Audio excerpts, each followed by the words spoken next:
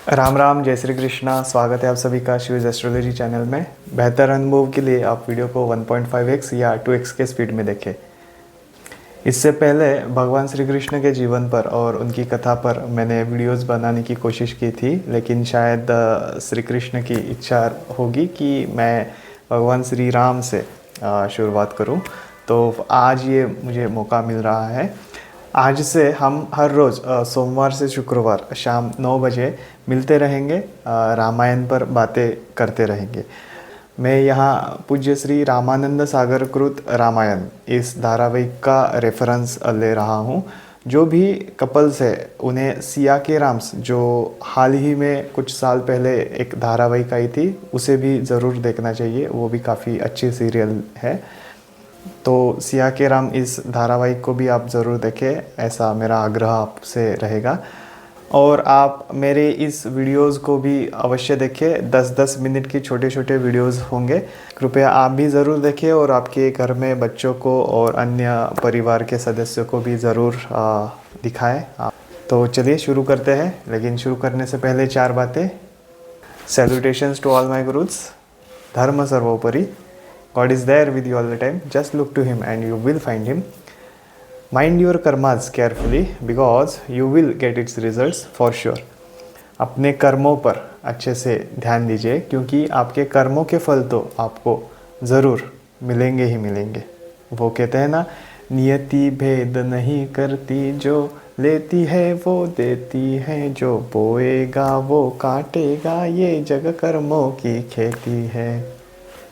Okay, and fourth one is here.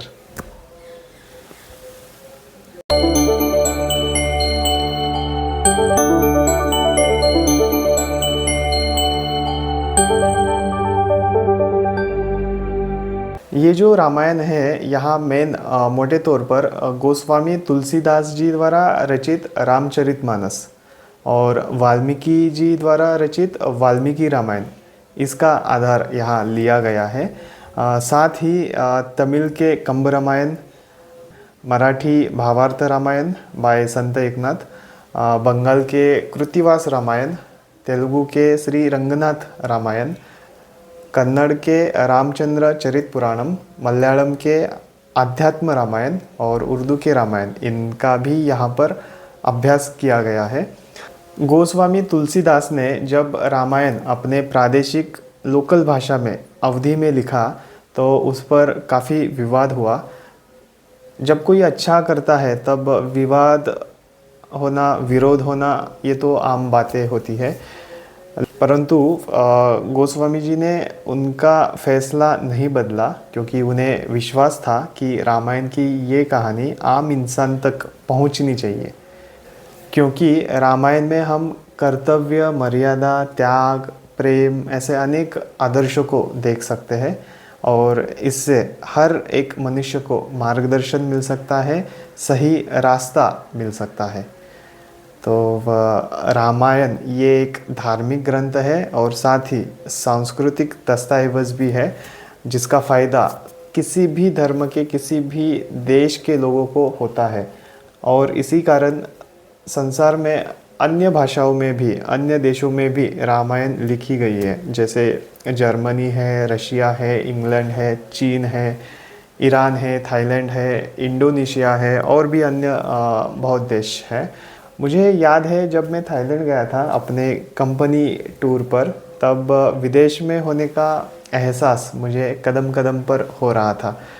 एक show में जब मैंने अचानक एक प्ले देखा, उस प्ले में उन्होंने रामायण के गीतों पर परफॉर्म किया था। तब वो समय मेरे लिए बहुत ही यादगार था।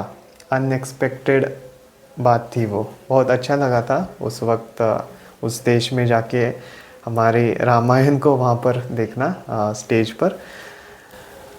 रामायण की शुरुआत सबसे पहले महर्षि वाल्मीकि ने संस्कृत भाषा में रामायण की रचना की थी। उसके बाद अन्य कवियों ने, संतों ने अपने अपने भाषाओं में इस रामायण को लिखा है, जिसका जिक्र हमने अभी कुछ देर पहले किया। मुझे याद है कुछ साल पहले मैंने इस रामायण को देखा था और आज फिर इस रामायण पर वीडियो द्वारा चर्चा करने का मौका मुझे मिल रहा है। खुशनसीब समझता हूँ मैं। देखिए, संसार में हमें जिससे प्यार होता है उसे हम वो 3 शब्द कितनी बार बोलते हैं बताइए। अनलिमिटेड, उसकी कुछ सीमा नहीं होती। तो एक बात समझिए कि बाहर की दुनिया में, इस दुनिया के प्यार में आपको धोखा बिल्कुल मिल सकता है।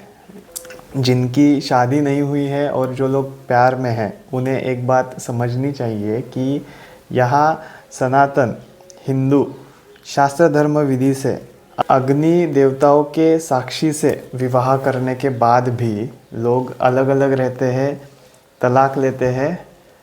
वो लोग भी कभी एक दूसरे को वो 3 शब्द कहा करते थे।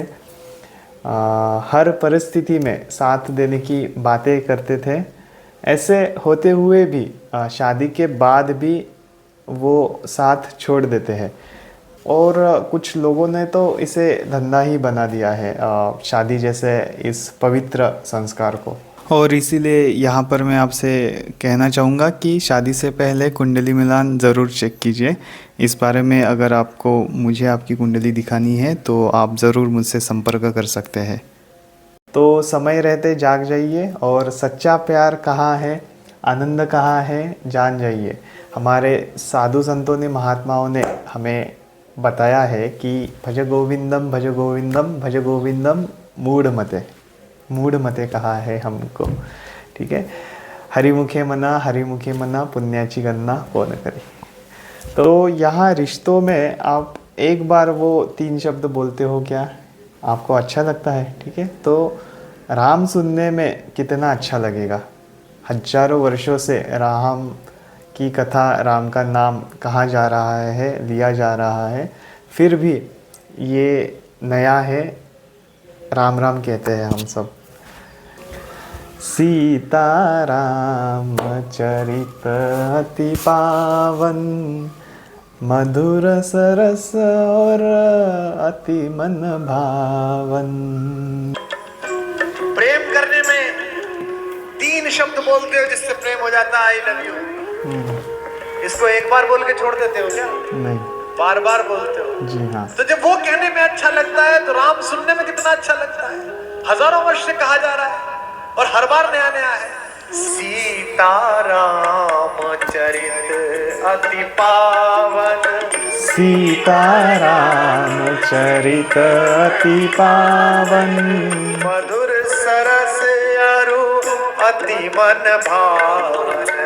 सीता राम चरित अति पावन, मधुर सरस और अति मन भावन।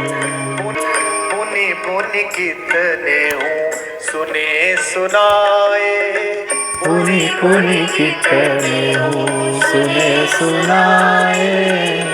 यही प्यास बुझत न बुझाए, पुनि पुनि कितने हूँ सुने सुनाए। पिय की प्यास बुझत न बुझाए। लोग मुझसे पूछते हैं, मेरे लोगों से पूछते हैं कि तो ये सीताराम चरित अति पावन है, साथ ही मधुर, सरस और अति मन भावन है, मन को बहुत भाता है।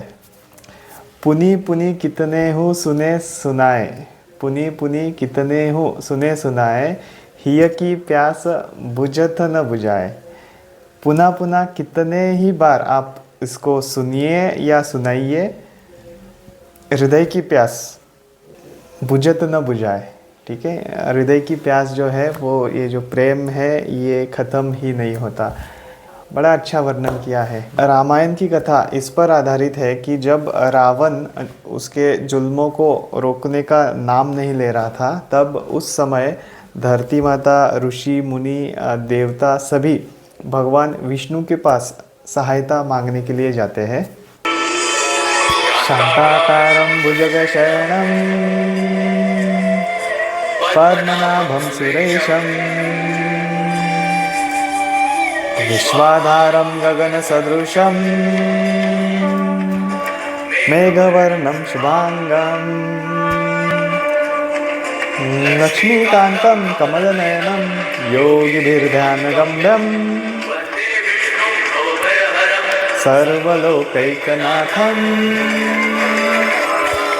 मैं भगवान विष्णु को प्रणाम करता हूँ, जो ब्रह्मांड के संरक्षक है, रक्षक है, जो शांत है, जो महान सर्प की शैया पर विश्राम करते हैं, जिनकी नाभि से रचनात्मक शक्ति का कमल झरता है, जो सर्वोच्च है, जो पूरे ब्रह्मांड का समर्थन करते हैं, संचालन करते हैं, जो आकाश के समान सर्वव्यापी है, जो मेघ के समान श्याम है, जिसका रूप सुंदर है, लक्ष्मी के स्वामी कमल नयन, जिन्हें योगी ध्यान के माध्यम से देखने में सक्षम हैं, भगवान विष्णु को नमस्कार है, जो सांसारिक अस्तित्व के भय को दूर करते हैं, जो सभी संसार के स्वामी हैं।